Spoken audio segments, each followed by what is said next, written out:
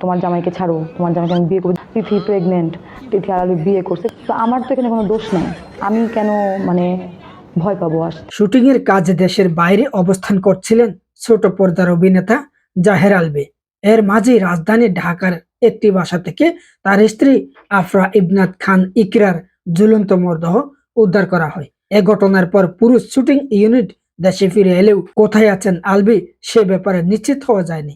এবার বিষয়টি নিয়ে মুখ খুললেন অভিনেত্রী ইফফত আরা তিথি। তিনি জানান, ঘটনার দিন তারা নেপালে ছিলেন এবং সেদিনই দ্রুত দেশে ফেরার চেষ্টা করেন, তবে টিকিট জটিলতার কারণে সম্ভব হয়নি বলে দাবি করেন তিনি।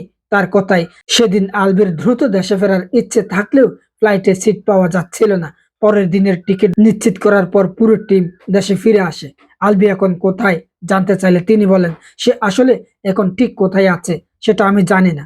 আমরা ওর সঙ্গে লাস্ট নেপাল থেকে বিদায় নিয়ে বের হয়েছে। আলভীর সঙ্গে আমার শেষবার কথা হয়েছে যখন আমরা বিদায় নিচ্ছি, বা মানে এয়ারপোর্টে, তারপর কোনো যোগাযোগ হয়নি। তার বিরুদ্ধে ওটা অভিযোগ প্রসঙ্গে অভিনেত্রী জানান, তিনি কোনো অপরাধ করেননি এবং কাউকে আত্মহত্যায় প্ররোচিত করার বিষয়টিও ভিত্তিহীন।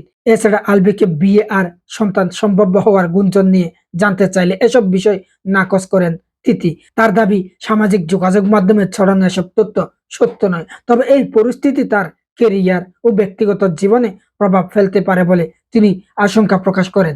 গত 28 ফেব্রুয়ারি রাজধানীর মিরপুর ডিউএসএল এলাকার একটি বাসা থেকে আফরা ইবনাত খান ইকরার ঝুলন্ত মরদেহ উদ্ধার করে পুলিশ। এই ঘটনায় আলভী, তার মা ও তিথি সহ কয়েকজনের বিরুদ্ধে মামলা করেছে ইকরার পরিবার। বর্তমানে বিষয়টি তদন্ত করছে আইন শৃঙ্খলা বাহিনী। আমার রিজিকে হাত দিছে কিন্তু মানুষ, আমার যে রুটি রুজি, হ্যাঁ, আমি কিন্তু আর কিছু করি না, এটা আমার একমাত্র প্রফেশন।